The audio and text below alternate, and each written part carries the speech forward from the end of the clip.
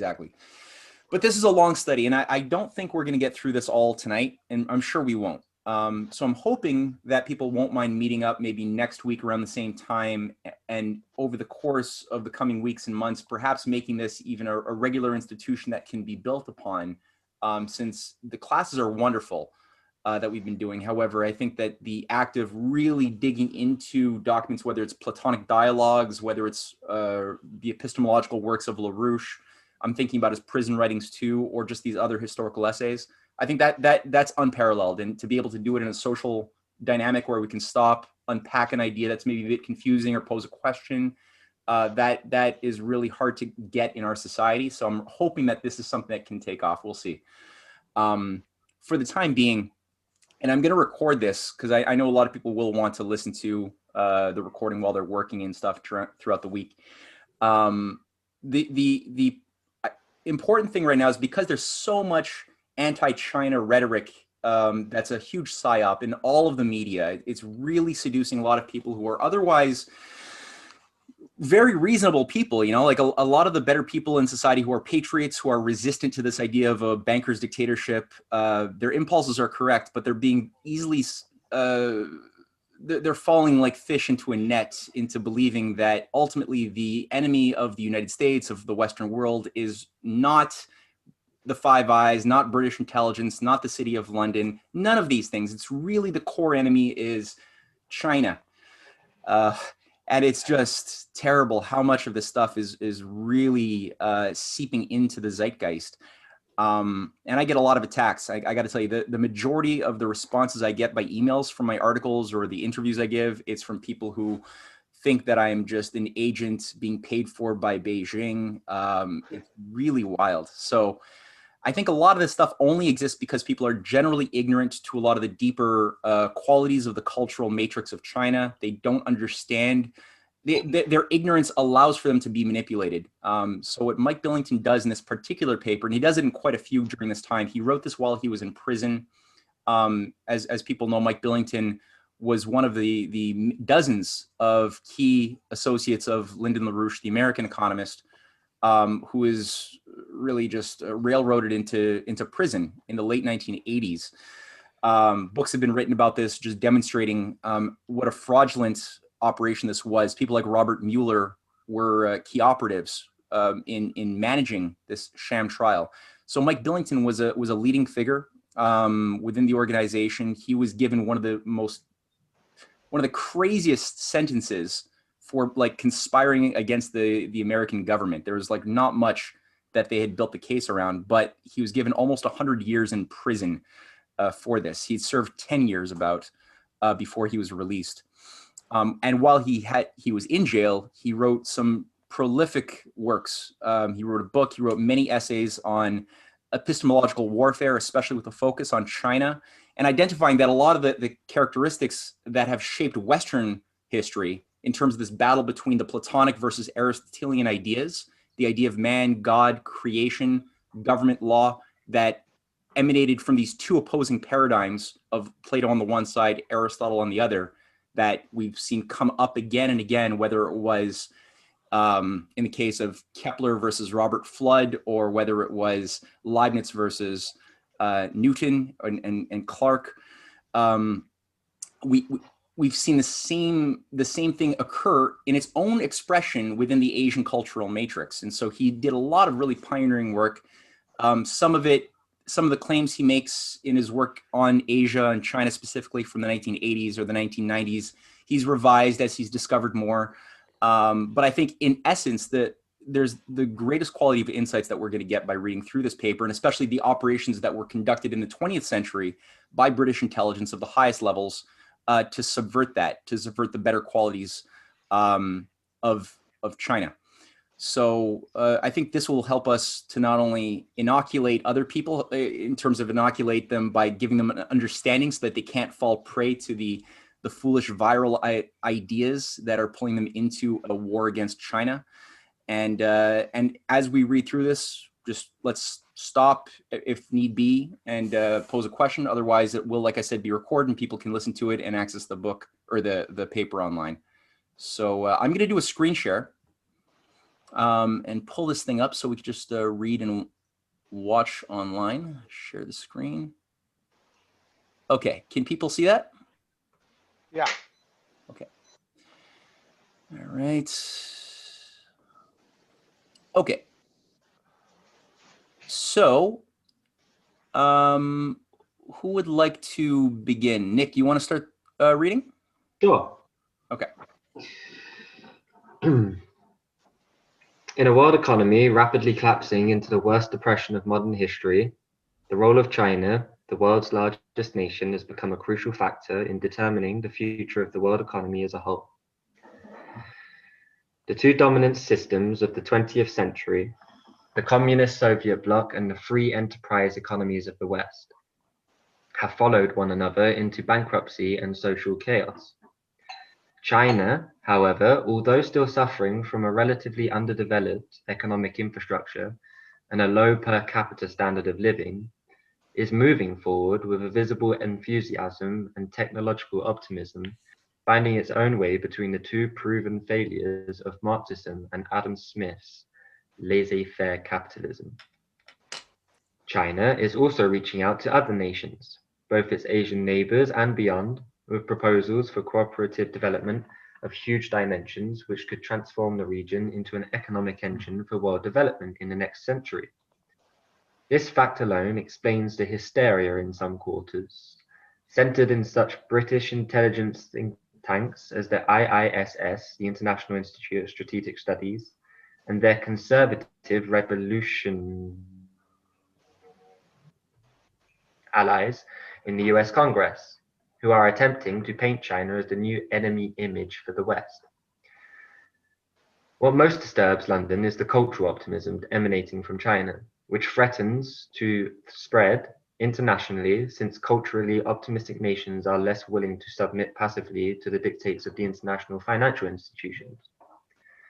The recent July 1st, 1997 transfer of the British Crown colony of Hong Kong back to Chinese sovereignty has become a symbol, both within China and worldwide, of China's newly established dignity as a nation, capable of asserting its sovereign rights and contributing to global progress free of the colonial legacy. Most importantly, Beijing has taken full advantage of this victorious reuniting of the homeland to educate the world concerning the true nature of the British colonial beast, which was responsible for the drugging, looting, and destruction of the Chinese people and their culture for 150 years. There are both positive and negative impulses behind China's new optimism. From the negative side, the stark image of the 10 years of hell known as the Great Proletarian Cultural Revolution, which tore China apart between 1966 and 1976, lives indelibly in the minds of the Chinese people. They compare that existence to the Holocaust in Germany under Nazism, and are united behind the determination that such a devastation of China's people and their cultural identity shall never be allowed to recur. Another negative image is provided by the misery and destruction which now pervade Russia and the other nations of the dissolved Soviet bloc after years of subjugation to the shock therapy of the International Monetary Fund and its minions. And so, the two extremes of leftist cultural revolution totalitarianism and radical free trade shock therapy have proven to generate similarly disastrous results.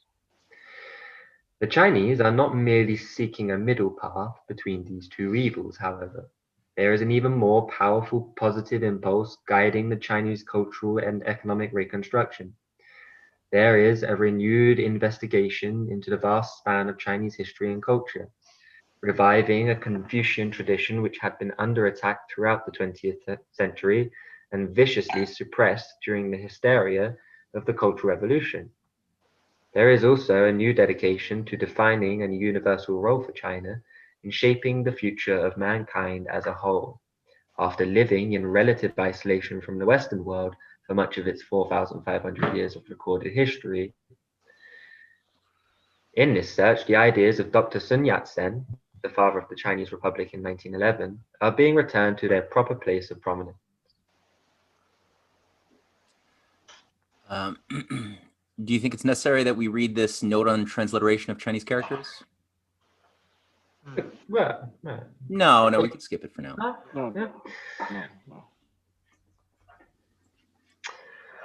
The most profound expression of China's current optimistic outlook is its promotion of the Great Eurasian Land Bridge, the multiple high-speed rail corridors connecting Europe and Asia, through Russia, Central Asia, and South Asia, extending into the Middle East and Africa. Beside facilitating trade, the land bridge development corridors will serve to bring modern technology and industry to the vast, undeveloped, and underpopulated areas of Central Eurasia. I got to say that this, for those who might only be coming in, I know that we have one new attendee. This paper was written in 1997 at a moment when China was beginning to actually go out and propose the new Silk Road as their foreign policy, which was only subverted because George Soros was launched to conduct economic warfare and speculate against a lot of the Asian tiger economies at the time that totally created economic chaos for years and disrupted the flow of this natural course of evolution. So that's just important to keep in mind. This might sound familiar, a lot of the things being described, but this is 1997. Yeah, I mean, you noticed in the first paragraph where it's like, you know, China may be undeveloped now or like low per capita, but I was like, this is not 2020, is it? What can happen in 23 years when you have a national vision? Yeah. Mr. Song Jian, the chairman of China's State Science and Technology Commission, in a speech to May 1996 Symposium on Economic Development of the Regions along the new Euro-Asian Continental Bridge in Lanzhou, said, "The construction and opening of the new Eurasian Continental Bridge will once more brighten the Silk Road, which had once made great contributions to the spread of ancient civilization and traditional friendship, and will offer new opportunities and provide a strong basis for the expansion of economic cooperation, trade relations, and technical exchanges among the countries along the bridge. I believe in the near future, through the concerted efforts made by the peoples of each country and the international communities, a dynamic economic corridor along the new Eurasian Continental Bridge, supported by the large and medium-sized cities alongside it, will take shape. The corridor will be outstandingly characterized by the integration of the East and West, two-way development, mutual promotion, and common development. It is precisely this scientific, technological, and cultural optimism which has brought on the ire of the architects of British imperial policy. Historically, the British have viewed the concept of the land bridge as the greatest single threat to the continued power and influence of the lords and ladies of the Privy Council, a power which rests upon British control over world finance, strategic and precious minerals, and the choke points of maritime world trade routes. An alliance of continental nations with China to develop the Eurasian landmass, especially if such an alliance were to have the backing of the United States of America, is correctly viewed by the British oligarchy as a death blow to the very concept of empire, in favor of sovereign nation states collaborating in mutually beneficial development. The British have not been idle, however. Using such methods as old as the British Empire itself, London has orchestrated a series of destabilizations, ethnic insurgencies, and manipulated tensions within China and around the periphery of China, intending to split the country along ethnic and regional lines. This is matched by systematic cultural profiling and ideological warfare, which, although utilizing the terminology of postmodernism and deconstructionism, are based on the same methods used in the first half of the present century under the direction of Britain's most infamous practitioner of evil, Lord Bertrand Russell. During the 1980s and 90s, the postmodern philosophical radicals who gave us the cultural morass of rock, drug, sex counterculture in the West applied themselves to the problem of China. These so-called deconstructionists, basing themselves on Friedrich Nietzsche and the Nazi Party ideologue Martin Heidegger, dominate virtually every university philosophy department in the West today. Their goal is the destruction of the gifts of the Renaissance, the concept of the nation state, and the ennobled view of the human being as created imago Dei, in the image of God, by right of the divine spark of reason granted as a birthright to every newborn child. In China, the deconstructionists are determined to undermine the ongoing Confucian revival, fostering in its place a radical Taoist opposition to a growing current of scientific and technological optimism. For the past 150 years, the British have peddled the notion of an Asian way of thinking, supposedly opposed to both scientific progress and to reason itself. In its new, that is so racist, isn't it? I mean, bloody hell. In its newest incarnation, a leading China scholar, Roger T. Ames, the editor of the prestigious journal Philosophy East and West at the University of Hawaii, joined by David L. Hull, an academic specializing in modern deconstructionist and pragmatic philosophy, are producing a series of books deconstructing the rationalist and humanist core of Chinese culture based on Confucius and Mencius, and recreating it as a form of Taoist mysticism. The most recent in the series is Anticipating China, thinking through the narratives of Chinese and Western culture. The purpose is to ascribe to the Chinese as a whole a different way of thinking throughout history, as almost a different species, called correlative thinking or analogous thinking, which rejects rationality, a Western concept to these pundits, in favor of analogies, existentialist feeling states, and the denial of the existence of any universal truths. This so-called correlativism, actually moral relativism, although antithetical to Confucianism, is a fairly accurate description of Taoist and Zen Buddhist ideology. Throughout Chinese history, Taoists have attempted to subvert Confucianism by syncretizing Confucianism with Taoism, and later with Buddhism, resulting in a form of moral relativism, sometimes called the three religions. The British have gladly accredited this Taoist view as being characteristic of the Chinese as a whole, to explain why the Chinese were naturally weaker than the Western powers, conveniently leaving out the legacy of the colonial drugging and looting.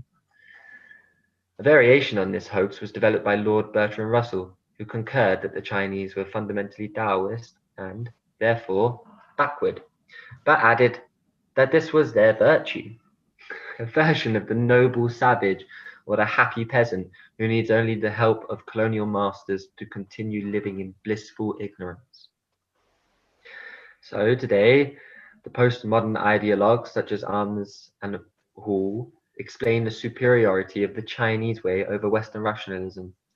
Luckily, opine Ames and Hall, this Chinese way of correlative thinking is finally being introduced into the West, beginning with Nietzsche's attack on reason and continuing with the Nazi Heidegger and his followers in the morally degenerate post-1960s academia and the rock, drug, sex counterculture of the post-industrial society. It is not an accidental that the leading spokesman for Britain's current effort to dismember China, Gerald Siegel of London's IISS, entitled one of his diatribes against the Chinese nation, China Deconstructs. Siegel ridicules China's notion of state sovereignty as an outmoded Victorian value. What? I mean, while referring to the concept of a Chinese national ideology as a myth. He calls for better profiling and intelligence gathering of geographic regions and ethnic minorities, even if they happen still to be within China's frontiers. The physical deconstruction of China requires, in turn, the deconstruction of moral and scientific optimism, both that derived from the influence Wait, of the... hold on. I'm sorry. Yeah. How about on the last paragraph of every page, as we read, we then read the footnotes. The footnotes, sure. Yep. Yeah. So, Bob, you want to read the two footnotes on this page? We'll skip the first two on the first page because we weren't thinking that way, but. Sure. Despite the China bashing of the Anglophile conservative revolution and the George Soros-funded human rights lobby in the U.S., President Bill Clinton has thus far steadfastly maintained a policy of expanding relations and collaboration with China, and is not unaware of the importance of this relationship for future peace and development. Next one, World War I was launched by the British precisely to prevent the implementation of Eurasian development policies, such as the German rail connections to Baghdad and the potential for European collaboration with Dr. Sun Yat-sen's newly established Republic of China. And then there's a reference for David Goldman and Gerald Siegel, China deconstructs politics, trade, and regionalism. Cool. All right, thanks. Yeah. All right, you can pick it up in the last paragraph. The physical deconstruction of China requires, in turn, the deconstruction of moral and scientific optimism, both that derive from the influence of Platonic Christian Renaissance in the West, and that of the Confucian worldview, which has guided every great era of progress in Chinese history. The Chinese have been extremely cautious, and correctly so, in accepting the advice of the Western economists and financial advisors who have flooded into the country since the beginning of the reform in 1979. That same vigilance is warranted in regard to the philosophers and historians. It is the purpose of this report to clarify today's ideological warfare and its roots in both Western and Chinese history. For it is not only China's future which depends upon the outcome of this conflict, but that of the whole of world civilization. Okay. So that was the introduction. So now it's, I guess, this is the main course, Philosophy and Politics, the Assault on Confucius. So depending on the length of the sections, I suggest we just rotate readers per section. If it's a small section, we can read, that person can read two. If it's a long section, just one. If you're not confident with reading so much and you prefer just to listen, that's okay too. Keeping in mind this is being recorded, so people will be listening to it, and it's good to have it flow well. So who would like to read this first part? Okay, I can do it. All right, Quan. Okay. So you have the image of the Chinese character Philosophy and Politics, the Assault on Confucius. So you have the Chinese character for run that Michael Billington translated as agape, and we will talk about later, and Li for ritual. And you have the image of Confucius and Mencius. Okay, so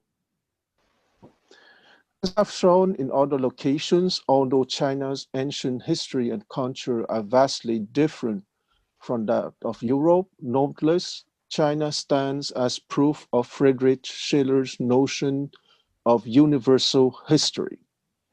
And do Bob read the note? Sure. Michael. No, it's okay. I mean, when it's just a link to a book or an article, don't worry about it. But if it's something that's meaty, then read. Right, okay, perfect. Okay. Okay, so the characteristic of China's intellectual and economic development bears out Schiller's insistence that the history of any era, of any geographical region, must be viewed in the context of the conflict between two irreconcilably opposed worldview, as exemplified by the ideas of Solon of Athens and those of Lycurgus of Sparta. Solon was dedicated to the creation of constitutional law based on law, such as the citizens of Athens could contribute to the development of the state through the free exercise of the power of reason. Lycurgus ran Sparta as a tyrannical slave society based on positive law, designed at whim of the ruling elite to the of prevent majority, the helots, that can be translated as slave, from rising above the conditions of beast-like laborers. These two opposite worldviews are so evident in the conflict between Plato and Aristotle. approximate contemporaries of Confucius, Mencius, and their adversaries. Plato defined man according to the creative power of the mind. Since every man and woman is born with this potential, said Plato, mankind is thus created essentially good, capable of self-protection through discoveries of new principles concerning man and nature. Aristotle rejected any such notion of creativity, developing a system of logic comparable computer analog machine, which he considered to be both the character and the limit of human thought. Such a system is incapable of generating any fundamentally new conceptions, since any new fact is simply a linear extrapolation of sense perceptions log into the brain, which Aristotle considered a tabula rasa, a blank slate, like an empty memory in a computer system awaiting data input. Just as a Just a computer quick is question, guys. incapable of, Hey, sorry, Kwan. Are other people yes, finding that Kwan's voice is chopping out every few words, or is Yeah, a little bit. A little bit, yeah. what do we think? Is it legible for people who would be listening, or do you think we should have another reader for this? Uh, I mean, it's not too bad for me. I don't know what it's like for you. You're the one recording it, so it's more. I think if people are reading along while Kwan is reading, then it's fine. If Okay. Yeah, just listening, yeah, it's fine as far as reading at the same time. Yeah, that's not a problem. So, all right, if somebody is listening to this in a recorded version from your home, take a break from whatever you're doing and read the paper along with Kwan's voice. Yeah, It'll help. Okay. it will help. It will help anyway. But yeah. Yeah. okay. Wait, sorry. So I keep on? Yeah, keep on. Okay.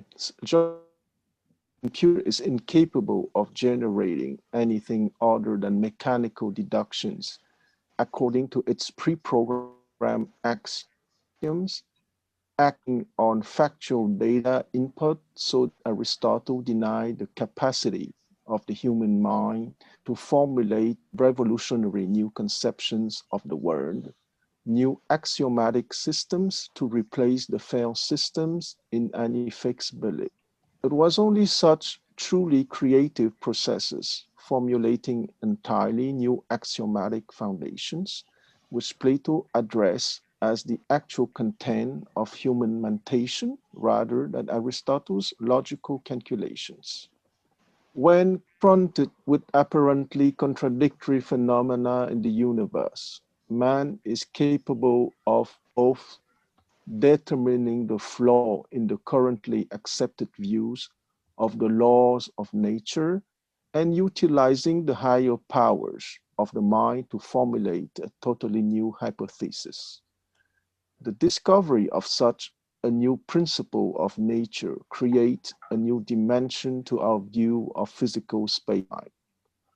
The new hypothesis not only explains the previously anomalous phenomenon, but resituates on previous knowledge, since the new dimension creates an entirely new geometry, a new conceptual framework. There an ordering process governing the discovery of change situations and the change conceptual hypothesis, an ordering process which corresponds to the successful progress of mankind to higher levels of population potentials and higher cultural and material standards of life per capita for the world population. Plato called the mastery of this ordering process the hypothesis of the higher hypothesis. Throughout history, fundamental discovery in science and in classical art and music can always be traced to individuals who, by many non-communist, Who consciously followed this Platonic method of hypothesis? of hypothesis. I'm sorry, I was not in the good paragraph.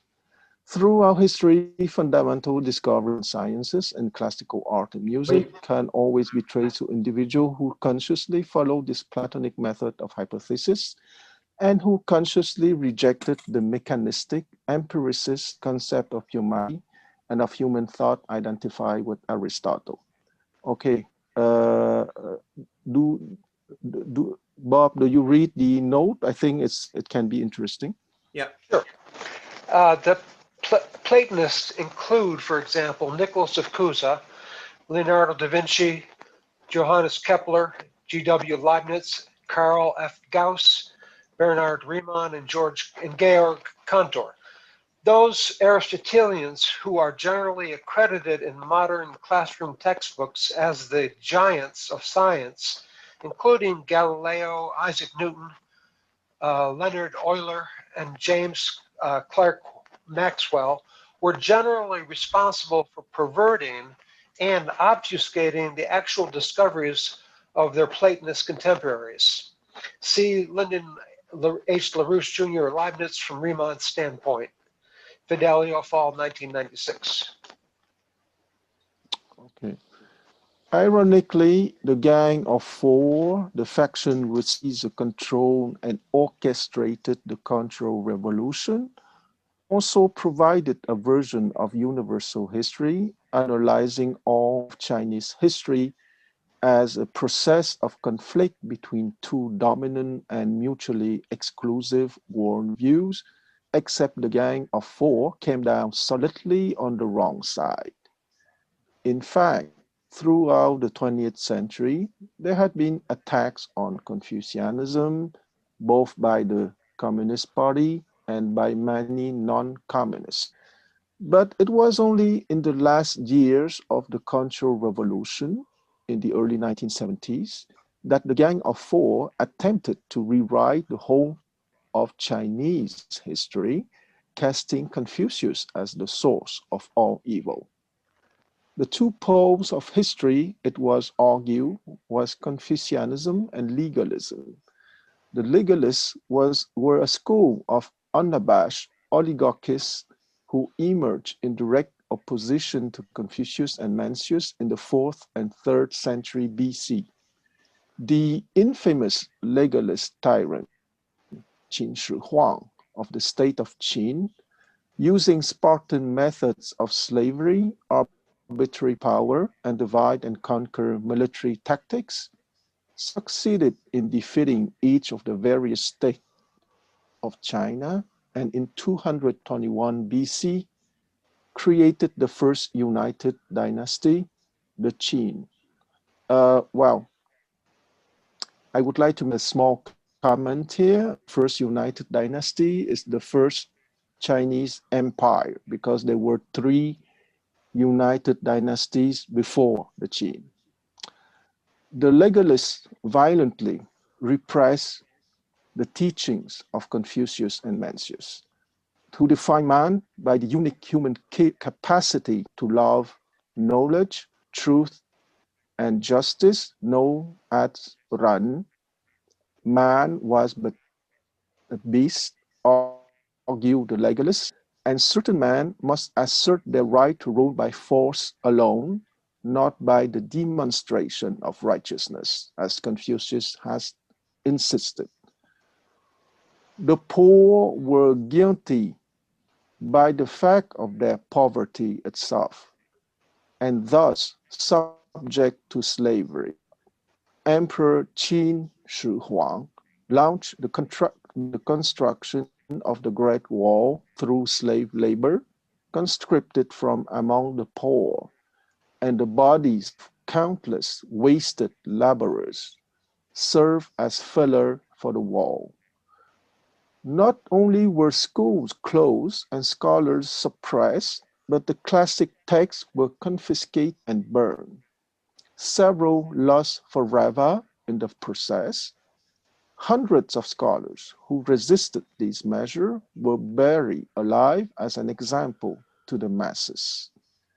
Fortunately, the deadly Qin dynasty did not outlive its first emperor. After only 15 years, in 206 BC, The Qin fell, giving rise to the Han Dynasty, which was to last for 400 years.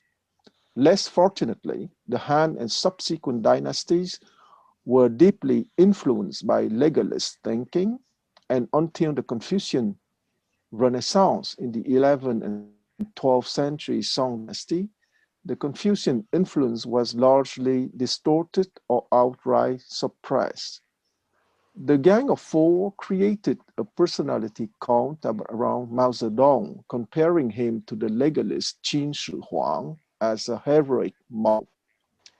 During the Cultural Revolution, the criticized Confucius campaign surveyed Chinese history, simplistically placing every significant Chinese figure in either the condemned Confucian camp or the glorified revolutionary camp of the legalists. The Cultural Revolution did, in fact, replicate the horrors of the Qin Reign of Terror. Mao was reported to have bragged that Qin Shi Huang had buried alive only 460 scholars. We have buried 46,000 scholars, but haven't we killed counter-revolutionary intellectuals? Confucius and Socrates. Wait, okay, so let's switch it up. Bob, would you like to read the next one? Okay. Confucius and Socrates. The philosophic roots of the legalist war against Confucian society, when compared with similar divisions between Platonism and Aristotelianism, reveal the universality of human history. Plato's famous work, The Republic, solved the apparent conflict between individual desires and the good of the nation, the problem of the one and the many, by proving that the nation must be governed by the universal concept of the good, by the method of the higher hypothesis, and that the rulers must therefore be philosophers. Plato's Republic was built upon the belief that every person was born with the potential to understand such universal conceptions, owing to the power of reason, which characterizes the mind itself. St. Paul later described this by saying that the truth is inscribed by the Creator in our hearts. Plato insisted that all men share this quality, demonstrating in the Meno dialogue that even a slave child can be easily led to re-experience in his own mind the discovery of a solution to a fundamental problem in geometry.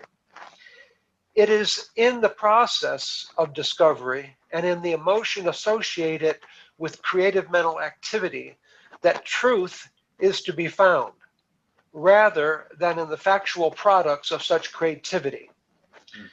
The application of the good to the conduct of the individual and to the governing of society can never be reduced to formal rules or laws, said Plato, but rather, such personal and social laws must tend to approximate the universal truths in a manner which is always developing, always less and less imperfect. The underlying method of the Platonic dialogues demonstrates this process of self-perfection. In each dialogue, Plato has Socrates elicit from various citizens a formal definition for some universal concept, such as truth, justice, or the good. Using only the accepted views of his interlocutor, the axioms of thought of the reigning hypothesis or worldview, Socrates derives a contradiction, showing the contradiction to be a necessary result of bringing together the proposed definition with the unstated assumptions or worldview. A more refined definition is then formulated with the intention of correcting for the flaw that generated the contradiction. But this new definition is subjected to the same rigorous process, and further contradictions emerge. A, quote, right answer is never found, but a far more profound understanding of the universal concept is achieved through the process of investigation and hypothesis, progressively challenging the underlying assumptions of thought. This Platonic method of seeking truth was reflected in the Confucian concept known as the rectification of names. In the Analects 13.3, Confucius insists that whatever a gentleman can conceive of, he must be able to express intelligibly. In the matter of language, a gentleman leaves nothing to chance. If the name applied to a concept does not truly capture the meaning of that concept in a man's mind, such that the concept can be conveyed to others, then the name must be rectified. Otherwise, argues Confucius, no affair can be effected. Rights and music wither, injustice prevails, and people lose their moorings.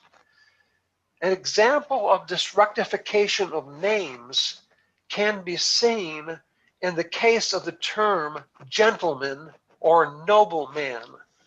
Although Confucius did not use Plato's dialogue form, there are scattered throughout the Analects pieces of a dialogue in the Platonic style concerning the qualities which characterize a gentleman and concerning many other similar concepts.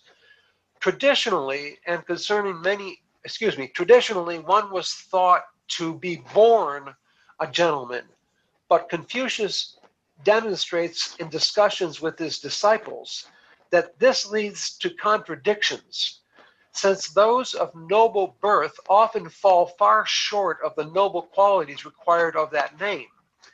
Even more importantly, he demonstrates that a person of lowly birth is fully capable of noble qualities of character, as was demonstrated by several of his leading disciples.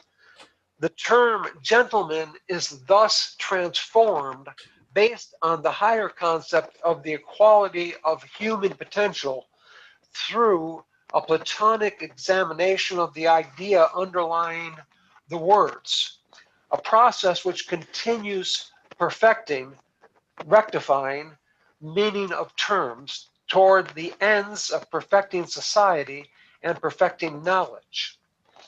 Plato argued that the laws must be made in just such a manner, not arbitrarily at the whim of the ruler in power, but under the guidance of universal principles. It was the basis of this Platonic conception that the American founding fathers formulated the U.S. Constitution, positing certain inalienable rights to be self-evident for all mankind, truths inscribed in our hearts, not enumerated in specifics, but bounded by the concept of the general welfare of the citizenry and their posterity. The fundamental conceptions governing the worldview of Confucius and Mencius, whose works are the bedrock of Chinese culture, are thus profoundly Platonic in their nature. The two most essential notions are those of Ren and Li, meaning rights. Ren, as stated above, expresses the love of justice and of knowledge. It is variously translated as benevolence, humaneness, love, charity, or simply left untranslated. The closest parallel in Western languages is agape, introduced by Plato and further developed by St. Paul as the higher concept of love associated with the love of God, of mankind, and of truth. Heaven was perceived to be pure Ren, while the natural emotion of love in an individual toward all mankind and towards all under heaven is the specific gift of heaven, which distinguishes mankind from the beast. Reason itself is possible only in the context of Ren. I just want to stop to make a comment here because it actually just dawned on me. when this idea of gift just came up, I have always had a problem in the Christian sense of this idea of the gift of heaven as being, what is the word I want to use for Christianity for that concept? Can somebody help me out there? I mean, that's on the Trinity. tip The of what? Trinity. No. Holy Spirit. But maybe grace. Grace. Yes, Grace. exactly. Grace. Because the problem with the idea of grace has always been that you never deserve grace, that it's something that is given to you as an undeserving sinner. And that has, see, it's been that connection, like Amazing Grace, the song. LaRouche once remarked that Amazing Grace was an evil song because it says we're all worms. It was the use of the idea of grace has always been confounded in Christianity with that. And it just dawned on me when looking at this idea of gift, that that's a much better way of looking at grace, because grace has this connotation, at least in English, and probably across the board, I would assume, in Protestantism especially, with this idea of the original sin, and that, you know, we're all born, it's too much heavily influenced. But yeah, don't you find there's a metaphorical sense to it more than literal? Than, you know, doesn't the concept of unconditional love kind of rectify that? Right. But it just struck me that this kind of dialogue between cultures actually sort of helps from the standpoint of clarifying itself. Not just dialogues per se in the one-on-one Platonic sense, but actually these dialogue between cultures, which is what this idea of the opposition, the opposites, the coming together of the opposites in terms of these cultures and from the higher standpoint actually leads to. Anyway, I'll go on from there. Mencius taught that Ren was the highest of the virtues, subsuming righteousness, propriety, and wisdom. He wrote, benevolence, Ren, righteousness, propriety, and knowledge are not infused into us from without. We are certainly furnished with them. A different view is simply owing to want of reflection. Hence it is said, seek these qualities and you shall find them. Neglect these qualities and you shall lose them. Men differ widely. It is because they cannot fully utilize their natural powers. Plato in the Timaeus makes a similar claim for the soul. As concerning the most sovereign form of soul within us, we must conceive that heaven has given it to each man as a guiding genius.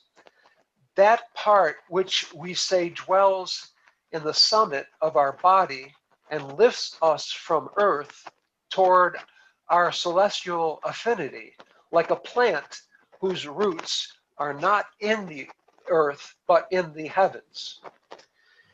Mencius insisted, like Plato, that all men are born with the same potential, and that the capacity for love and reason means that the nature of man is fundamentally good. This concept was directly attacked by another prominent scholar, Xunzi, 298 to 238 BC, and became a subject of debate throughout Chinese history. Xunzi countered Mencius, arguing that man is born with nothing but greed, envy, hate, and sensual passion. such that the nature of man is evil. That's what I was talking about a minute ago. Like Aristotle, who argued that man is born without any inherent mental qualities, so also Junzi relegated the mind to passively recording sense perceptions, while knowledge was deemed merely the compilation and organization of sensory data. Knowledge of the infinite of heaven was impossible, as well as useless, argued Junzi. If, quote, if a man longs for what is in heaven, then he is deluded. Only the sage does not seek to understand heaven. The really skilled man has things he does not do. The really wise man has things he does not ponder, end quote. Since man has no inborn creative powers to distinguish him or her from a beast, Junzi claimed that man's only unique quality is the capacity to form social contracts, which impose limits and conceptual straitjackets on the citizenry in order to protect mankind from the evils of mankind itself. As should be clear to anyone familiar with the philosophical apologists for the British Empire, from Thomas Hobbes to John Locke and Jeremy Bentham, Junzi is much beloved by British historians as one of their own. Such crass empiricism is the philosophy of tyranny, as equally befits the master-slave worldview of the British oligarch or that of the Qing. In fact, Junzi's student Han Fei-zi became the leading theoretician of legalism. Although Junzi called himself a Confucian, his ideology opposed that of Confucius, and even more so that of Mencius, on most fundamental issues, and laid the theoretical groundwork for the tyrannical reign of terror under the legalist Qin Shi Huang. How then could Junzi be considered by history to be a leading Confucian? This is a crucial question with implications for exposing the fraud of today's deconstructionist efforts to destroy modern China. It also addresses a parallel issue in Western history. Aristotle and his followers usually attempt to portray Aristotle not as Plato's opposite, but rather as a philosopher of equal stature with Plato, if different in some respects, who only improved on certain errors in Plato's thinking by removing from Plato the notion of universal ideas and replacing the method of hypothesis with a system of syllogistic logic. Aristotle eliminated all creativity from man, leaving only a biologically defined being born to either a slave who has no deliberative faculty at all, according to Aristotle, or a master free to impose his will by force, whose mind does no more than draw logical conclusions within a fixed conceptual framework. Is that all okay for people so far? I mean, we've gone through a lot, but are there any things that are difficult or that stand out, or are we okay with just reading through? No, that's okay for me. It's quite clear. Okay. Yeah, I see a thumbs up from Mateus. Okay, cool. All right, go on. The determining issue in Junzi and in Aristotle is the substitution of socially accepted or imposed rules of conduct in place of universal moral and scientific principles. In his book on ethics, Nicomachean Ethics, Aristotle says that Plato is simply wrong about the existence of any universal good. What is good changes from person to person, he argues, in fact. Good has as many senses as being. However, he reveals his subservience to the oligarchy and his similarity to Junzi when he adds, quote, even if there is some one good which is universally predictable or is capable of separate and independent existence, clearly it could not be achieved or attained by man, but we are now seeking something attainable, emphasis added, unquote. The ethics Aristotle seeks are not the result of approximating ever more closely the universal truths of the good or heaven, but merely an excuse to impose rules and regulations arbitrarily created by those in power. In fact, he asserts that ascertaining good or evil in a man's actions is beyond the power of reason and depends entirely on each individual's point of view. Man, this stuff is really cut like Immanuel Kant through and through. His doctrine, his approaching the good forever in government by having revolutions, continuous revolutions. It's like Trotsky. Anyhow. Wait, Bob, you're saying Immanuel Kant said that? Oh yeah, the Kantian dogma is that there should be a little by little approximation of the infinite in government.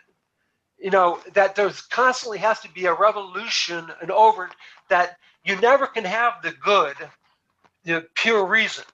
He called it pure reason, right? This is a category of in the Kantian categories. You have to asymptotically approach it. And this and Hegel went further by totally separating, the good, pure reason as the motivating force for all history that unfolds without mankind. And then, Marx and Engels and so forth with the opposite of that when they went to materialism. This is all the German ways in which they went against Leibniz. Really, it was all anti-Leibnizian in the same way that this stuff is anti-Confucianism. It was developed. This happens time and time again. It's kind of like the Delphic model of deploying against somebody that's actually really, truly good, Platonic, and inverting them, turning them inside and out. It's been done it was done in art, for example. When you go to the history of art, like Raphael, when the Mannerists came in and looked for it was done in music. When the Chromaticists came in after Beethoven and took over and said it's only the effects of the titillation of the senses, which is what the Mannerists did. They took over after Raphael. Anyway, that's like. That's what people like Hector Berlioz tried to do as well when they destroy a perfectly good idea in their composition. Absolutely. So anyway, it's awful to listen to because you hear beautiful harmonies that then he completely deconstructs and splashes like in a puddle. It's like exactly, it is deconstructionism, which is what this article really is about. It's the principle that has been used here, and the deconstructionists themselves are using to this day. It's no different. It's the same bag of tricks that these guys always come up with. To go after to confuse or throw up a smokescreen and use nominalism. Because even they themselves never actually end up realizing that their full potential. Yeah. Like people like Berlioz, he's extremely talented. Like he had a gift for music, but he destroyed himself. Yeah. Or allowed himself to be destroyed. But yeah. Yeah, exactly. Yeah. I'll go on from here. With this moral relativism, then, it should be no surprise that Aristotle states outright that moral virtue is not even a positive concept aiming at perfection, change, or development. Rather, it is a mean between two vices, the one involving excess and the other deficiency. To hit the mean is hard and the extreme. We must, as a second best, as people say, take the least of the evils. Well, this is like the dialogues in Hamlet. In the same way, Zunzi transforms and degrades the Confucian concept of the rights, the second of the two essential Confucian notions referred to above, into something similar to Aristotle's ethics.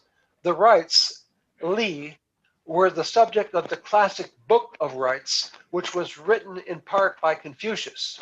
Although the rites included certain ritual practices required of various members of society and certain ethical standards deemed appropriate for a virtuous person, for Confucius, the concept of the rites was of a higher order. Universal principles whose origin in heaven, which is in heaven, which guide and bound man's conduct in the quest for perfecting all under heaven. Thus, the rites were only comprehensible and meaningful from the standpoint of Ren. As Confucius said, if a man has no Ren, then what can he have to do with the rites? Zunzi, on the other hand, rejecting any notion of universal principles, defended the rites simply as rules of conduct devised by man for purely pragmatic purposes as a form of animal training. Quote, what is the origin of the rights? I reply, man is born with desires. If his desires are not satisfied for him, he cannot but seek some means to satisfy them himself. If there are no limits and degrees to his seeking, then he will inevitably fall to wrangling with other men. The ancient kings hated such disorder, and therefore they established ritual principles in order to curb it, to train man's desires, and to provide for their satisfaction, unquote. In other words, the Hobbesian war of each against all. That's my comment on it. Zunzi went even further by assigning to the rights the role of restricting man's drive for progress in order to blunt technological optimism. Quote, the ancient kings saw to it that desires did not overextend the means for their satisfaction, and material goods did not fall short of what was desired. Thus, both desires and goods were looked after and satisfied. This is the origin of rights, unquote. Although Zunzi encourages a pragmatic approach to using existing technology, he renounces real science, which derives from an investigation of underlying unseen causes. In fact, he denies that such unseen causes even exist. Quote, you vainly seek into the causes of things. Why not appropriate and enjoy what they produce? Therefore, I say, to neglect man and speculate about nature is to misunderstand the facts of the universe, unquote. This rejection of science in favor of a pragmatic view of the utility of available technology and resources is echoed directly by Aristotle. Aristotle insists that there is no single good in human affairs and that the good has no rule whatsoever in science. Writing in the Nicomachean Ethics, he says that there is no such thing as a single scientific method, but quote, there are many sciences, even of the things that fall under one category, unquote. Of all these different sciences, quote, though they aim at some good and seek to supply the deficiency of it, They leave on one side the knowledge of the good, unquote. All that matters is practical skills. Quote, it is hard to see how a weaver or a carpenter will be benefited in regard to his own craft by knowing this good itself, or how a man who has viewed the idea itself will be a better doctor or a general thereby, unquote. This explicit division of science from the question of moral development of man ignores the essence of science, the subjective creative potential for discovery within each individual human mind. Such an artificial division not only undermines scientific progress, but also creates the conditions for cultural decay, since it is impossible to divide the two without destroying the coherence of the hypothesis upon which the investigation of man and nature is based. Who would like to read footnote 10? I'll do it. Carl Savigny, the Hegelian professor of Karl Marx, first posited the formal division of Geisteswissenschaft and Naturwissenschaft, from which can be dated the dismantling of von Humboldt's classical education curriculum in Germany, as well as Marx's misguided attack on Henry Carey in the American system of political economy. While Confucius and Mencius argued that the rights come from heaven and that man can increasingly comprehend them through reason, Zhuangzi said that all ethics start from the imbalance between goods available and human desires. Such a supply and demand source of human ethical conduct would delight the Pygmies of Adam Smith and his British East India Company. We need the next page there. Oh, sorry. Employers.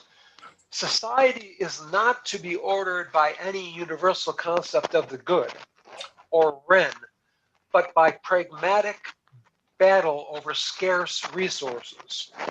As a result, Zhuangzi presented the oligarchy with a convenient tool for providing the elite with wealth and comfort, satisfying all sensual desires, while pacifying the common people, all in the name of the rights. Zhuangzi said, quote, rights are a means of satisfaction. Grains and meat satisfy the mouth. Orchids satisfy the nose. Embroideries satisfy the eye. Bells and drums satisfy the ear. Spacious rooms, soft mats, and cushions satisfy the body. Therefore, I say that rights are a means of providing satisfaction, unquote. These are certainly not heavenly principles. As to the commoners, 95% of the population with little or no access to the sensual delights which Zhuangzi called the rights. Zhuangzi said, quote, through rights, those below are obedient. Those above are enlightened. Are they not wonderful indeed? Unquote. This is the stuff of empire. Zhuangzi goes further to argue that the common man, if not subjected to the strict rules of conduct, which he calls the rights, will naturally be wild and licentious. Quote, man in the state in which he is born neither possesses nor understands ritual principle. If he does not possess ritual principles, his behavior will be chaotic. If he does not understand them, he will be wild and irresponsible. Man in the state of birth possesses a tendency toward chaos and irresponsibility, unquote. My My emphasis would be like modern chaos theory, all in the universe of entropic Big Bang. To go further, compare this to Mencius, who believed with Plato that man is born good, with the gift of Ren from heaven. Mencius places the blame for a wild and licentious population quite differently. Quote, they are only men of education who, without a dependable livelihood, are still able to maintain a fixed heart. As to the people, if they have not a dependable livelihood, it follows that they will not have a fixed heart. And if they have not a fixed heart, there is nothing with which they will not do in the way of self-abandonment, of moral deflection, of depravity, and of wild license. When they thus have been involved in crime, to then follow them up and to punish them, this is to entrap the people. How can such a thing as entrapping the people be done under the rule of a benevolent man, unquote? As to statecraft, Zunzi, having ruled out the idea of appealing to the inherent good in man, since he claimed it did not exist, was left with nothing but rewards and punishment, methods fit for animals and British empiricists. So it was that Zunzi's student, Han Feizi, the leading ideologue of legalism, explicitly denounced the Confucian ideal of benevolent rule.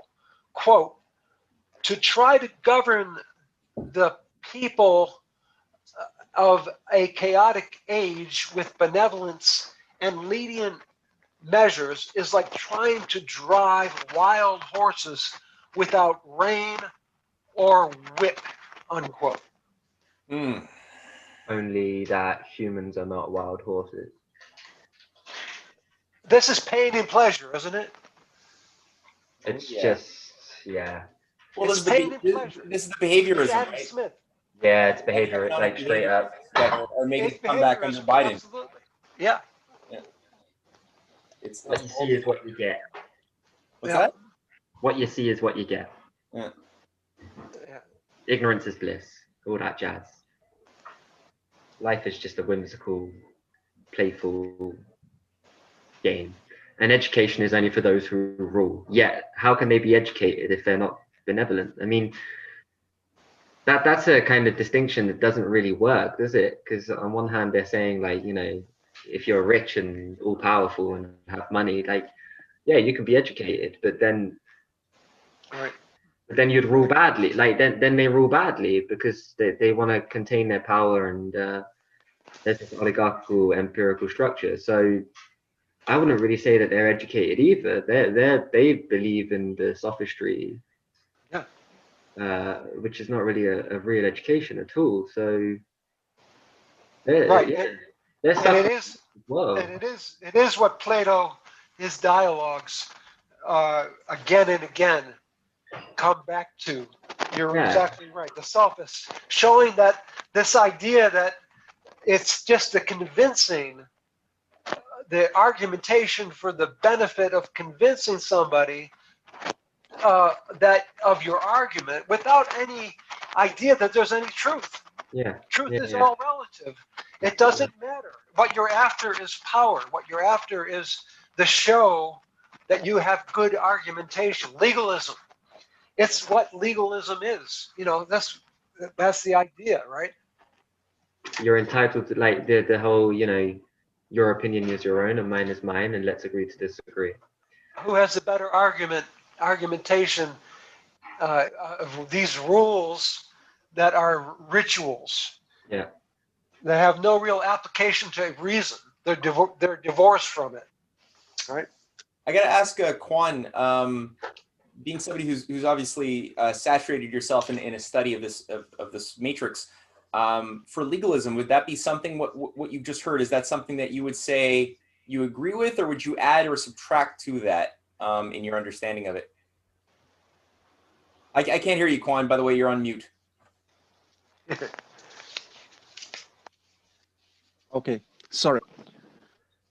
Okay, so no, it's a quite good description, because let's not forget that the people who were the first legalist philosophers, their ambitions was to be the advisors to the minor kings of that period, because all of them, from the time of Confucius, or maybe a century before Confucius, still the foundation of the First Empire in 221 BC, all of them were looking for the perfect king that would be capable to unite what is called China today. And they were technicians, they were engineers, they were strategists. So the fact, I would say that at the beginning, I think they had good intentions, okay, because they wanted to put an end to the endemic warfare that was plaguing China at the time. But when you use the ambitions of technical man to create a life philosophy, it's not a good idea. Mm-hmm. Mm-hmm. Right. Right. Yeah. Right. Which I think this is what's going to come back later on, because I've got a feeling that Mike Billington is going to later on start discussing the ultimate American pragmatist, John Dewey, and John Dewey's role in the 1920s after World War I in China, which really honed in on that and amplified that. So that's good that you just said that and made that clear, because that's going to come back, I think. Yeah, absolutely. Absolutely, because those people were not monsters. Those people were not monsters, but they were limited in their thinking. Yeah, right. Much like an Elon Musk today, as we were chatting before, like maybe a good strategist and kind of pragmatist, but lacking in universal principles and understanding of right. And it shows you why people like Benjamin Franklin, why these minds are so valuable, because Ben Franklin was somebody who had a depth of metaphysical power. He was able to contemplate the realm of universals, which you get in his writings, but he was also a master of craft, right? Where he was able to demonstrate a pragmatic knowledge, and he was able to sort of unite the both worlds. Most people are schismed by the ivory tower theorists and the technicians who don't deal with metaphysics, and we're sort of like we fall into these false polarizations based on that. But the real powerful figure that scares the oligarchy are those who are able to unite the best of both worlds, right? Mm-hmm. Win-win ideologies. Mm-hmm. Yeah, good point. So we got now, and this will probably be, I think, based on the time, maybe the last or second to last section. Keeping in mind that people will be listening in the recorded version. It's so if you don't want to read aloud, that's okay. If you find that your reading is maybe not the best for a recorded broadcast. But if you would, Pascal or Mateus or Carlos, would either of you three like to pick up the next section?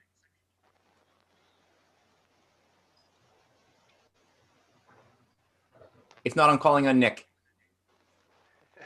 Going once, going twice. All right. The Han Confucianists. It was by elevating positive law and social custom as codified by an oligarchy to the status of natural law that Zheng Xi and his followers undermined the universal concepts of Ren and Li rights, presented by Confucius and Mencius. This also laid the basis for the more overtly tyrannical rule of the legalist Qin dynasty. Although the Qin dynasty fell with the grace of the Qin Shi Huang and the legalism was disgraced and became despised as an ideology, the return to Confucianism in the subsequent Han dynasty 211 BC and 220 AD, never cleaned itself of the ideological roots of legalism found in Junzi. The work of Mencius was significantly downplayed in favor of Junzi's writings and commentaries. Most importantly, the concept of the right, Li, became increasingly used as justification for legalist-style oppression for oligarchical empire. Although Confucianism was formally adopted as national creed, the rites became associated more with the ceremonies of office and legal codes of conduct than with the universal truths found in the Confucian Book of Rites. In the 3rd century AD, the Roman Emperor Constantine declared Christianity to be the official religion of the Roman Empire, much as Confucianism was declared the official doctrine of the Han Dynasty. In Rome and Byzantium, the pagan worldview of the pre-Christian era, encapsulated in the cults of Mithra, Gaia, Isis, the Roman pantheon, etc., was never discarded by the Roman oligarchy, but merely reformulated with Christian terminology and ritual. Thus, up until the Golden Renaissance, when Europe's feudal society was transformed according to the principle of the nation-state pioneered by Nicholas of Cusa, Christianity as such served in European society to regulate and pacify the 95% of the population which lived a life not far removed from that of the beasts, while selected members of the priesthood served as tools of imperial rule, or in some cases the emperor served as a tool of the imperial priesthood. A similar phenomenon occurred in China's Han Dynasty. The revived Confucianism, largely dominated by Junzi rather than Mencius, incorporated pre-Confucian Taoist mysticism. Alchemy flourished, while real science and technology stagnated, and with the fall of the Han in 220 AD, practically disappeared. In the famous salt and iron debates in 117 BC, those advocating the centralization of the iron industry and salt production in order to improve technologies, productivity, and distribution were denounced by the Confucian scholars, who were also officials of the state, in favor of decentralized, traditional, primitive means of production. Those advocating state-directed development were associated with legalism and, in fact, reflected many of the problems of the legalist worldview. But a strong central government was not inherently legalist, nor were Confucius and Mencius opposed to a strong central state. The Han Dynasty Confucians confused legalism with centralization rather than centralized evil. Footnote. Yeah. Virtually all China scholars today, both in China and in the West, sorry, I just lost it, still characterize every historical tendency towards centralized economic policies as legalist, and those advocating local control as Confucian. This is the same error as that of declaring centralized and regulated planning in a modern nation state to be communist, and only deregulated private enterprise to be truly capitalist. Such sophistry was the basis of the devastating destruction of Russia under the shock therapy and similar, less successful efforts to destroy China in the past decade. With Confucianism as the official ideology of the Han state, Confucian scholarship became a prerequisite of the government service and the basis of all advanced education. But the polemical method of Mencius was replaced, along with most of Mencius's ideas, in favor of textual studies, philosophical research, and pedantic scholasticism. Junzi's ideas, already influenced by Taoism, allowed for the development of a syncretic amalgam of Confucianism, Taoism, and later Buddhism, which became known as the three religions.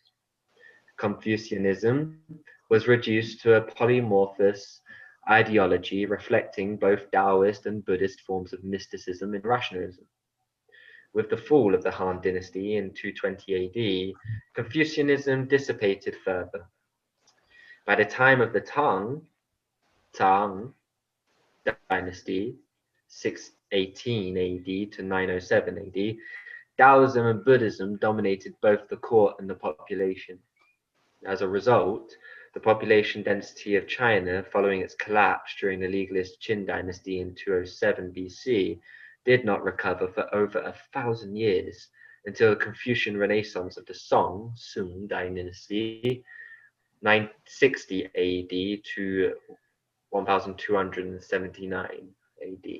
Yeah, just so people know, I think Mike Billington has revised his view of the Tang Dynasty a little bit in recent years compared to what he was saying back then in 1996 or 97. There was a period of a Silk Road revival and Confucian revival that was going on in those days as well under Tang. It wasn't, obviously it's not black and white, but it's not all bad either. So yeah, what we see right now is a population chart which Mike Billington put together, which appears to go back to 600 BC all the way till the present era. And everyone sees what's going on here, what's being demonstrated throughout these different dynasties. Okay, so pre-Han, right? The Han Dynasty, which is where the Silk Road originated, where you have a growing population curve. You have a sort of collapse function going on for a few hundred years, and then a spike in population under the Song Dynasty, a collapse under the Mongol period, a growth spike again under Ming, which falls for some reason that needs to be investigated once more. And then after 1650, I guess this is like a Kangxi emperor probably with the Qing Dynasty or Qing Dynasty. You have a big spike. And then after 1900, you got a growing spike again. So that's the first shadow to investigate what's the light casting that shadow we see with population growth and collapses. Right. The dip in the 1800s is the Opium Wars. I think you're right. I think you're right. All right. Yeah. The dip just after the Ming Dynasty, the most accepted explanation nowadays is that there was a small ice age at the end of the 17th century. That induced famines, I suppose. Yeah. Yes. And of Interesting. course, there was also a kind of corruption at court, so there was a human factor. But I think that the climate factor was also something important. And yet, still, the climate, as powerful as it is, didn't diminish the population as much as the Mongol Empire did. Oh yes, the Mongols were not people that you can joke with. No. Right. No, it would have been Cool. Hey guys, I still have a question. Yeah. And that is, I'm not very academic, so I'm still following what you guys are saying. But as far as I know, would you be able to tell me why there's such a high spike in this more like recent centuries in China during this Qing dynasty? Yes. Who wants to? Quan? You wanna? Yes. Yes. Well, there were many reasons. One of the reasons that from the 16th century, there was mass importation of corn and other cereals that were not natural crops to China in the past. And there was the first period of the Qing dynasty called the High Qing, meaning from 1650 to 1800, just before the Opium Wars. That was a period of good governance, and probably that first century and a half of the last imperial dynasty was probably an epitome of Confucian success. And Matthias, if you actually follow, like you can yeah, maybe someone can find. But there's another graph for this regarding Europe's population growth after the Golden Renaissance, and it does very much the same thing. You see a rapid increase of population. Right. Okay, that's good. That's great. Thank you for that. What I can do, Matthias, I'll send you a video and an article that go into the increase of population, both in quality and quantity, as well as the ideas that define policy from the top down. It's a really good set of investigations, and I'll email them to you separately on Facebook, and you can look at that, okay? Yeah, thank you. No problem. All right, cool. All right. So, what time is it now? It's 9:40. We probably have time for one more section before closing it up for this week, and then picking it up again, whether next Monday, next Wednesday, or next Thursday. So who would like to read the Matthew, yeah. Sorry to interrupt you. If you can do it on Wednesday, it would be easier for me. Wednesday's better? Wednesday, my Wednesday is okay. Is everybody else? Yeah, Nick's Wednesday is okay. Bob, is your Wednesday okay? Yeah. Yeah, Mateus, how are you doing for Wednesday? Yeah, you're good. Hey. Carlos, James, and Pascal, I can't see you, so I can only assume that they're okay with this. Okay, yeah, Wednesday. Let's do it. Okay, right. Thank you. Yeah, of course. All right. So who would like to read the next section? And I'm sorry, Kwan, your audio just cuts out too much. You're a good reader otherwise. No, that's okay. I will try to check with my router. Maybe I should replace my router. Okay. So yeah, I can read. All right.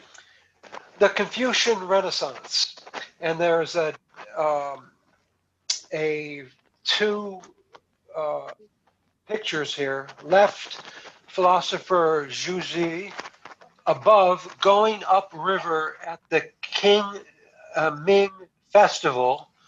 Zhang Zedong, 12th century AD, shows city life during the Northern Song Dynasty, 960 to 1126 AD. Okay. The rebirth of Confucianism in the Song Renaissance was a rebirth of Mencius, replacing the influence of Zunzi, whose ideas had dominated Confucian studies and official practice for over a millennium. Zhuzi, also Chu Zi, 1130 to 1200 AD, the greatest mind of the Song Renaissance, traced the historical course of the Confucian method from Confucius and his immediate followers through Mencius, after which the method was lost until the 11th century AD with Shangzai, 1020 to 1077, and Zhou Donyi, 1017 to 1073. The first of the so-called Neo-Confucians associated with Zhu Zi.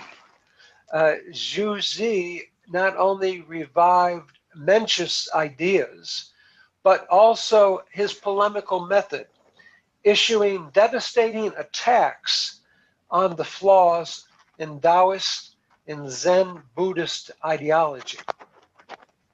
Just as the rediscovery of the Platonic method in the West gave birth to the Golden Renaissance in the 15th century, so the Song Confucians, using the moral and scientific ideas of Confucius and Mencius, unleashed a cultural and economic explosion in the 11th and 12th century China. I have compared the Confucian Renaissance and the Golden Renaissance in Europe elsewhere, demonstrating the conceptual parallels between Zhu Zi and the Platonist Cardinal Nicholas of Cusa, whose discoveries launched the Renaissance in Italy. It was Zhuxi's ideas which inspired Gottfried Wilhelm Leibniz in the 17th century to recognize in China a demonstration of St. Paul's dictum that, quote, the truth is inscribed in our hearts, unquote.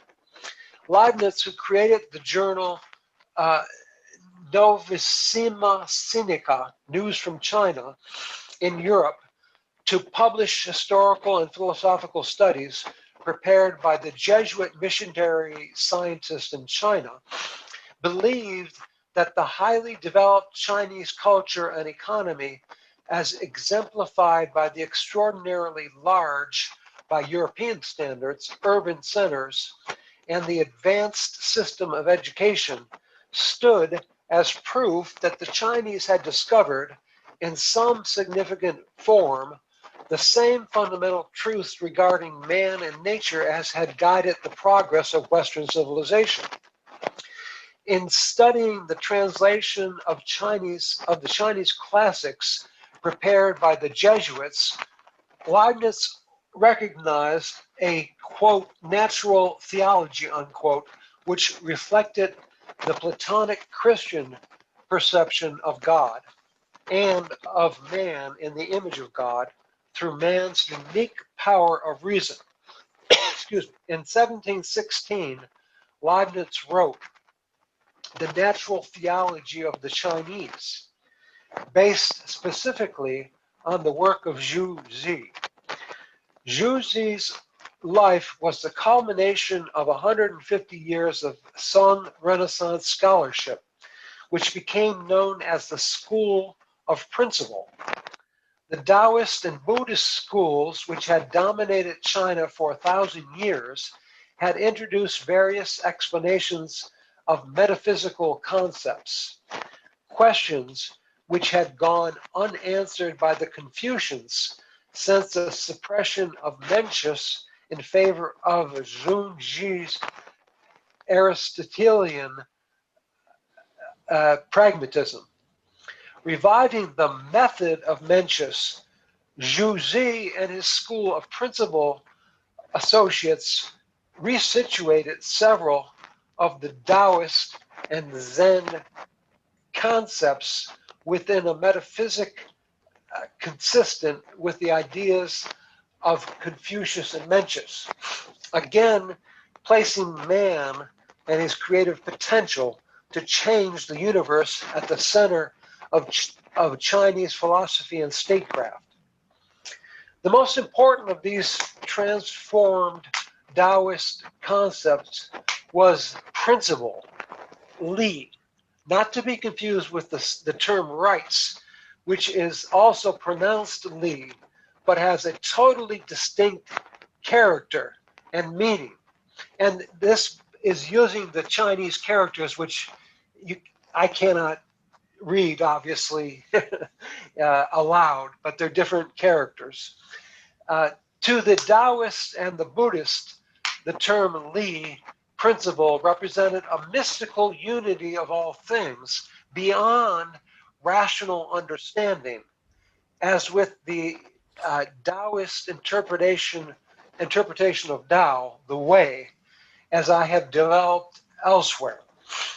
Zhuxi used the term Li to signify a principle similar to Plato's idea of the good and to the Judeo-Christian creator God. The universal eternal principle Li to Zhuxi is indivisible beyond time and place and prior to all created things, but is also present in all created things, governing the order of things and events. Principle is also the determinant of the physical force inherent in all things, known as Qi, is another character for that. All things reflect the lawful ordering of the universe through their own particular manifestation of principle. Man, in particular, through a higher ordering of the material force, He, and through heaven's gift of Ren, agape, is capable of sharing consciously in universal principle through the creative powers of mind. To Zhuzi Li is subsumed the concept of a universe governed by lawfulness, a lawfulness intelligible to man in an ever less imperfect manner. Zhuzi also restored the notion of Ren to that of understood by Confucius and Mencius. Ren had been used throughout history by scholars of every faith, but the term had become degraded over the centuries to mean love in a more banal sense of sensual love, or at best, charity in the sense of good deeds. Confucius had explicitly written that, quote, spreading charity widely to save the multitudes, unquote, is not Ren, a passage which is reminiscent of St. Paul's first epistle to the Corinthians, verse 13, quote, and though I bestow all my goods to feed the poor, and though I give my body to be burned, but have not love, agape, it profiteth me nothing, unquote. Zhuzi insisted that Ren not be perceived as simply love, but the principle of love and the way of life. This was not a matter of semantics or philosophy or philology, but for Zhuzi, recognized the quality of Ren, a love for truth itself and for mankind as a whole, was the emotion of creativity and therefore essential for society to survive and progress. The quote, the mind of heaven to produce things is Ren, unquote, he wrote. If you come down. I lost it. Sorry. Well, I see it. No. I screwed up. Hold on. There we go. Yeah. In man's endowment, he receives this mind from heaven, and thus he can produce. That's from Reflections on Things at Hand, 1-42. Thus, through Ren, man achieves the creative qualities of mind, which elevate his capacity to know and to act according to universal principle. By the way, I think he may be going on to the next chapter, but this reminds me everywhere of Leibniz's monadology, where he talks about how there's lesser monads and greater monads, the greatest monads being the human mind, but that all monads have this mirror on the universe. They all have a reflection of this same kind of quality of Ren, this principle. Anyway, to go on, this ennobled view of man, known in Christianity as Imago Dei, the man in the image of God, is the same epistemological impulse which underlay the creative work of the giants of the Renaissance, Nicholas of Cusa, Leonardo da Vinci, and Johannes Kepler. In his writing on China, Leibniz recognized these parallel conceptions as demonstration of the universality of human reason and as the basis for optimism regarding his, quote, grand design for the alliance of East and West. Leibniz viewed the relations between Europe and China as crucial for the development of the world as a whole, as he expressed in the introduction to his 1697 Novicina Sinica, quote, I consider it a singular plan of the faiths that human cultivation and refinement should today be concentrated, as it were, in the two extremes of our continent, in Europe and in China, which adorns the Orient as Europe does the opposite edge of the earth. Perhaps supreme providence has ordained such an arrangement so that as the most cultivated and distant peoples stretch out their arms to each other, those in between may gradually be brought to a better way of life, unquote. I will not repeat here the full development of the school of principle of Zhu Zi. For present purposes, to examine the potentials within the current revival of cultural optimism in China and to counter the fraud of the deconstructionists dominating Western Chinese scholarship, it is necessary to note the manner in which Zhu Zi reestablished a Mencian concept of the rights, recovering that concept from the straitjacket of formalism and rules of conduct. In the process, Zhu Zi also developed a scientific method grounded in the renewed, elevated view of the rights. Okay. I think that's probably a good place to close it up for today. I had actually shared this article with a contact of mine, and they wrote back saying they couldn't read beyond the 15th page because it's like, you promised me, they said, you promised me that he would talk about geopolitics and would clarify what's cultural warfare and what's going on in China. And I read the first 15 pages, and it's all about philosophy and not getting to the point. And you know, that just showed me like the victimization that has been created by people just going through this Aristotelian education system that wants right answers, right, crystallized definitions to questions without process orientation that often involves context. And there will be some strong gratification for those who might be listening to this in the recording, wanting that deeper, like, you know, what's the punchline? What's the answer? That'll be there. But these layers of context are so important just to get the mind in the right space to fully appreciate what he's going to say in the coming sections. So just to say, hang on there. It's gonna come.